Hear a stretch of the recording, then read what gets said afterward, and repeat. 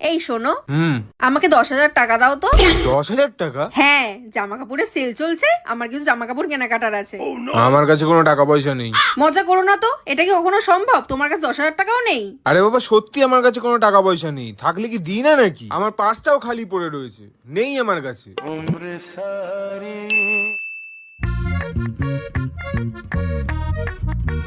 ওর পার্সটা এখানে কেন? কি মিথ্যেবাদী লোক রে বাবা।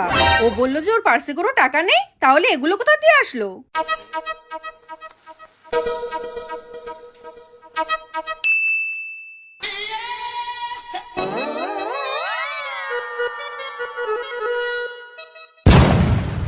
আরে, আমার পার্সে টাকা ছিল, কোথায় গেল সব?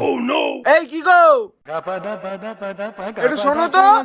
হ্যাঁ বলো, চিৎকার করছো কেন? আরে আমার পার্সে টাকা নেই। তো আরে তো মানে আমার পার্সে টাকা নেই। আরে, তুমি তো সকালে বলে তোমার পার্সে কোনো টাকা নেই। তুমি নিজেই ভুলে গেছো তোমার পার্সে তো কোনো টাকা ছিলই না।